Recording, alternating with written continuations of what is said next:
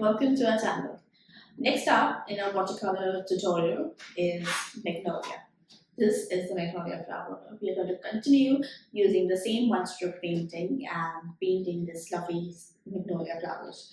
In this, we will be adding some different angle to the stroke so that we could achieve these beautiful flowers, these beautiful petals. Alright, so it's going to be a little different, but we're still going to continue using the same stroke, same angle, and same round brush. Alright.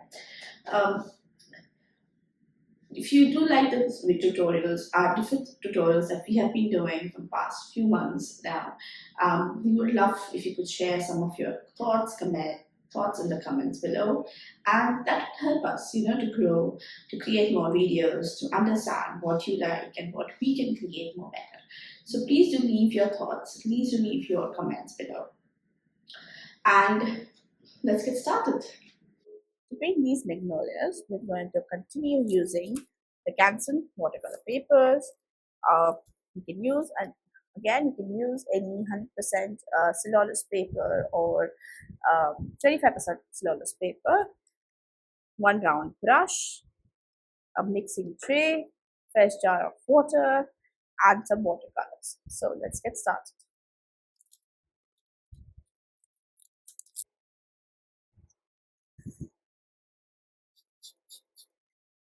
To paint the magnolia, we are going to use the similar stroke that we've been using yet. I'm going to be using a nice permanent rose color, sorry, my bad. Okay. This is a very light and beautiful tint that you can use. It looks like a lovely pink magenta shade. Okay. Again, very diluted color. Alright. Okay. So let's paint. We're going to continue using the similar stroke, that is our the round leaf dewdrop stroke, but in this, again, like the tulips, we are going to add a little bit of difference in the shade, and we're going to create a little you can say a little bit of angle to it so that we get the shape of the magnolia flower.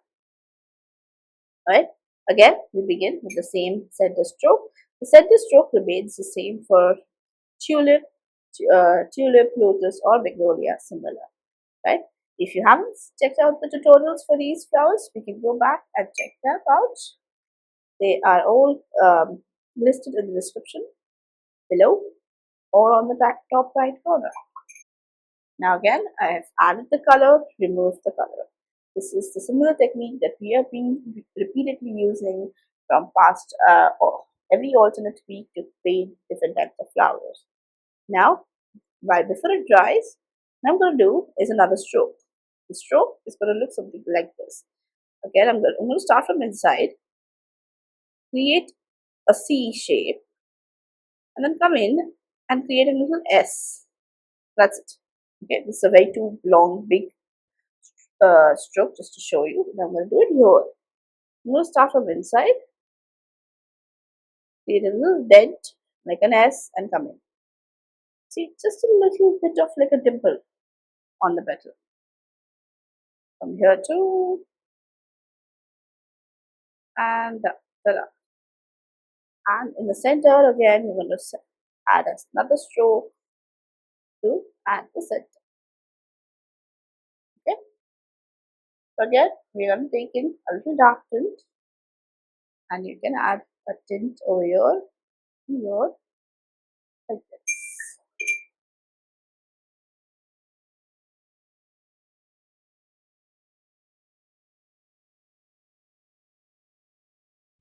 If you want, if you feel it's too like a pink or something, you can add in a little bit of different tint just to break the monotonous.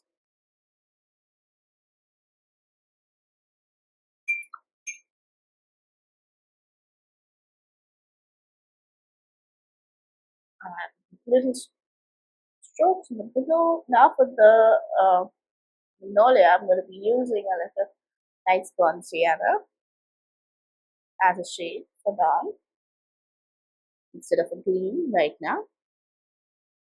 and come here and you add a stem. The stems are actually not going towards something. Let's do this again. Add the background stroke, feed it with water, go back in. Now, if you want, you can also add another stroke in the middle, like how we do it for our tulips. Sorry, lotus. Here we add another stroke, and then you can add a stroke here. Sorry, here. Ta-da! One, two, and press.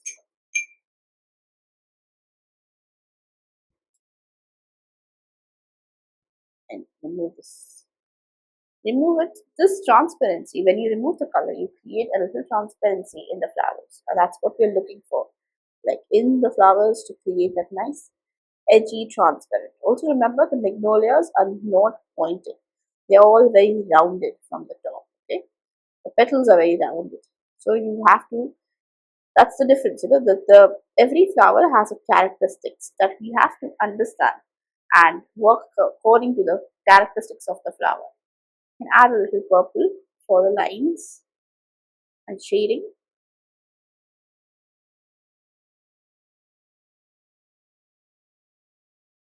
The characteristics of the flower is really important, like what color it is, what adds a little detail, the petal, how does it become different when you add the detail. All that is very important to understand. That only you understand when you start observing the flower.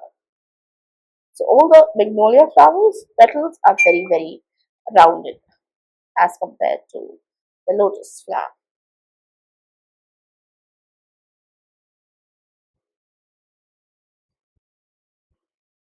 Then again you add a little, you can add a bud. Bud can be similar.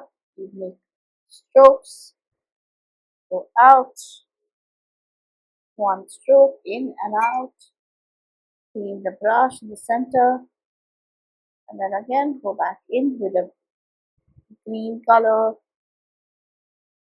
and then you attach. So magnolia will have a little bit of green, that's leaves, but on the outer side. They are not like too attached to the this. You can play around with the greens. You don't have to actually make it as like how I do it. It can be as fun as you want to. Remember, throughout the whole thing, throughout all the entire tutorial, I'm using just one brush. That is an 8 number brush. You have to make sure the brush has a lovely belly and a really good tip. Then you will be able to paint the thinnest strokes too and the thickest strokes too. So this brush is very important. So you can invest into any kind of brush. If you want, I will add some links below in the description for your help, for their references. All right. This is how you paint a magnolia. You can go as crazy as you want while when you are painting these little side petals and make a load of them. Like here, if you see, I've experimented with different type of magnolia, created like a big one, small one, and really different types of one. You know, I mean, you can just go as far, you can create, go as crazy and have fun while you are painting. Just remember that this little dent, this little tip is important. Before before we start, I will again do one more stroke. This is very important. Here, you have to go start from the inside. Make sure your brush is at 45 degrees.